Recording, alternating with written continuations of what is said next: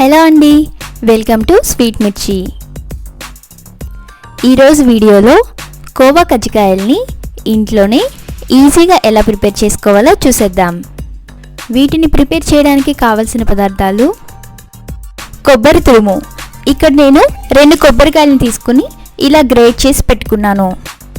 దీనితో పాటు 1/2 కేజీ బెల్లం, 100 గ్రాముల పంచదార, అలాగే 1 టేబుల్ స్పూన్ యాలకుల పొడిని తీసుకోండి.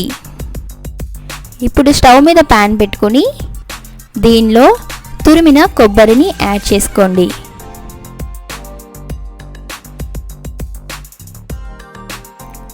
దీనితో పాటుగా బెల్లంని అలాగే పంచదారని కూడా యాడ్ చేసుకుని మిక్స్ చేయండి.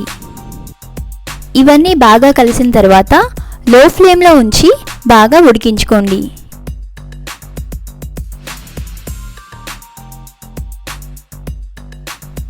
ఇప్పుడు దీనిలో 1 టేబుల్ స్పూన్ యాలకుల పొడిని యాడ్ చేసి మిక్స్ చేసి గోల్డెన్ బ్రౌన్ కలర్ వచ్చేంత వరకు ఫ్రై చేసుకోండి.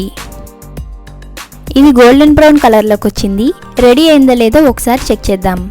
చేతికి కొద్దిగా నేతిని అప్లై చేసుకొని బాల్ లాగా చుట్టండి. ఇది బాల్ లాగా వస్తే కన్సిస్టెన్సీ రెడీ అయిపోయినట్లే. ఇప్పుడు దీన్ని ప్లేట్లోకి తీసుకొని కొద్దిసేపు చల్లారనివ్వండి. మరీ చల్లారనివ్వకండి, గోరువెచ్చగా ఉన్నప్పుడే దీంట్లో నుంచి కొద్దిగా తీసుకొని మీకు నచ్చిన షేప్లో బాల్స్ని ప్రిపేర్ చేసుకోండి. ఇక్కడ నేను ఓవెల్ షేప్లో బాల్స్ని ప్రిపేర్ చేసుకుంటున్నాను. మీకు కావాలనుకుంటే రౌండ్ షేప్లో కూడా ప్రిపేర్ చేసుకోవచ్చు. ఇదే విధంగా అన్ని బాల్స్ని ప్రిపేర్ చేసి పెట్టుకోండి.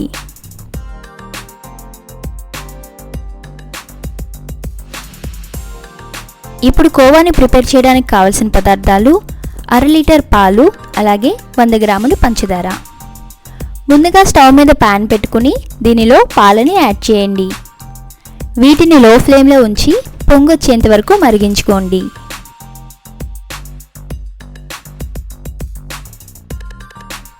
పొంగొచ్చిన దగ్గర నుంచి దీన్ని మిక్స్ చేస్తూ దగ్గర పడేంత వరకు మరిగించుకోండి. ఇలా దగ్గర పడిన తర్వాత దీనిలో షుగర్ని యాడ్ చేసి మిక్స్ చేయండి. ఇలా కంటిన్యూస్గా తిప్పుతూ ఉండండి. అప్పుడే మనకి కోవా రెడీ అవుతుంది. దీని కన్సిస్టెన్సీని చెక్ చేసుకోండి. ఈ విధంగా కన్సిస్టెన్సీ ఉంటే సరిపోతుంది, ఎందుకంటే ఇది ఆరేసరికి మరింత తిగ్గా అవుతుంది. ఇప్పుడు స్టవ్ ఆఫ్ చేసి కోవాని ఒక ప్లేట్లోకి ట్రాన్స్ఫర్ చేసుకొని దగ్గర పడేంత వరకు చల్లారనివ్వండి. ఇప్పుడు అరిటాకుని ఆకును తీసుకుని దీని మీద నేతిని అప్లై చేయండి. అరిటాకుకు బదులుగా తమలపాకును కూడా యూస్ చేసుకోవచ్చు. ఇప్పుడు కొంచెం కోవాని తీసుకొని దీని మీద పెట్టి స్ప్రెడ్ చేయండి. ఇలా స్ప్రెడ్ చేసిన తర్వాత కజ్జికాయని కోవా మీద పెట్టి కవర్ చేయండి. కోవాని మరీ చల్లారనివ్వకుండా గోరువెచ్చగా ఉన్నప్పుడే ఇలా కజ్జికాయని కవర్ చేయండి, లేదంటే గట్టిపడిపోయి కవర్ చేయడానికి రాదు. ఇప్పుడు దీన్ని తీసుకొని 2 చేతుల మధ్యలో ఉంచి రోల్ చేయండి.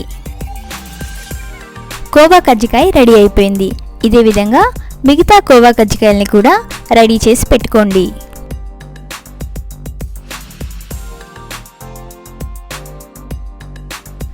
ఇవి చల్లారిన తర్వాత చాలా టేస్టీగా ఉంటాయి. చూసారు కదా, కోవా కజ్జికాయల్ని చాలా ఈజీగా ప్రిపేర్ చేయొచ్చు. మీరు దీన్ని తప్పకుండా ఇంట్లో ప్రిపేర్ చేసుకోండి, టేస్ట్ చేయండి, ఎలా వచ్చిందో కామెంట్ చేయండి. ఈ వీడియో కనుక మీకు నచ్చినట్లయితే లైక్ చేయండి, షేర్ చేయండి, స్వీట్ మిర్చి ఛానల్ని సబ్స్క్రైబ్ చేయండి.